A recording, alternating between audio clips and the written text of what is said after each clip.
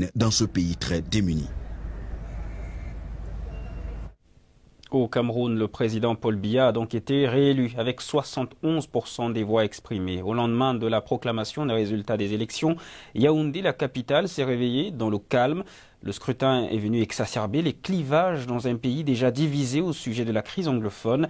De Yaoundé, les précisions de Joël Kwam. Les partisans de Paul Biya sont en liesse.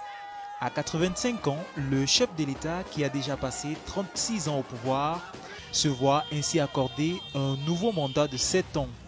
Avec 71% des suffrages, Biya a réussi un raz de marée face à une opposition désunie, ce qui fait l'objet d'enthousiasme dans son camp. Aujourd'hui, nous sommes derrière lui, à jamais.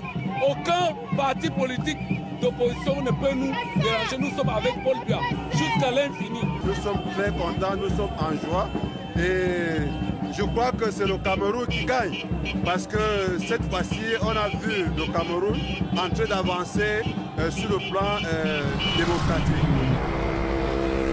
Yaoundé est une ville calme depuis ce matin, quelques heures seulement après la proclamation des résultats du scrutin du 7 octobre dernier. Une victoire de Paul Biya pour un 7e mandat qui intervient après le rejet de 18 recours de l'opposition pour demander l'annulation totale ou partielle de ces élections. Si le calme est maintenu, le Cameroun aura échappé au spectre de la crise post-électorale tant redoutée. Seulement, dans l'opposition, tout le monde n'a pas dit son dernier mot.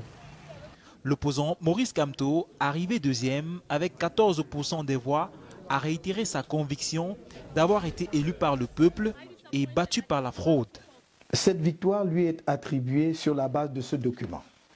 Le procès verbal des travaux de la Commission nationale de recensement général des votes.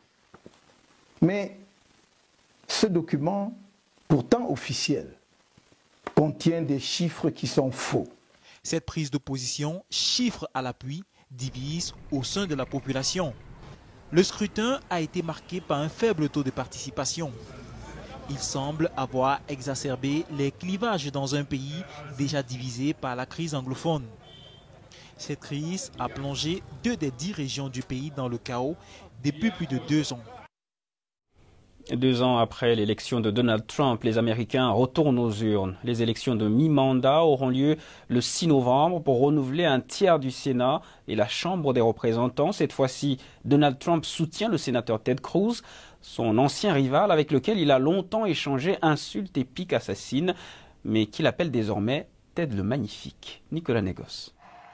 Le président américain au Texas, pour soutenir son ancien ennemi, le sénateur Ted Cruz, avait qualifié Donald Trump d'immoral, de lâche et de menteur pathologique.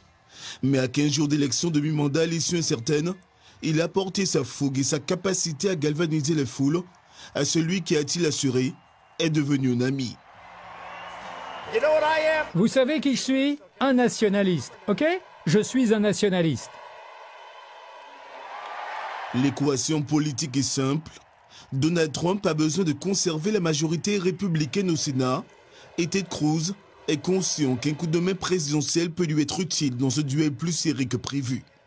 Donald Trump a défendu son bilan économique et évoqué sa lutte contre l'immigration clandestine.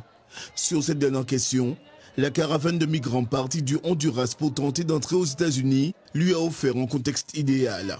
Dans cette caravane, vous avez beaucoup de mauvaises personnes. Ce sera l'élection de la lutte contre l'immigration, l'application de la loi et de l'ordre, le bon sens. Il était resté très discret. L'ancien président Barack Obama a appelé les Américains à se rendre aux urnes et il mène campagne dans le Nevada pour les candidats démocrates de la région.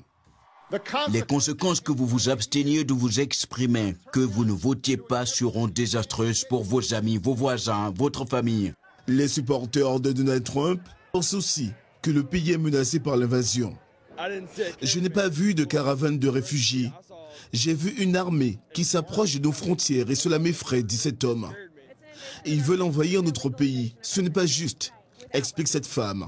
Mais malgré les réductions d'aide destinées au Honduras, au Salvador et au Guatemala, la caravane de plus de 7 000 Honduriens continue sa progression vers les États-Unis.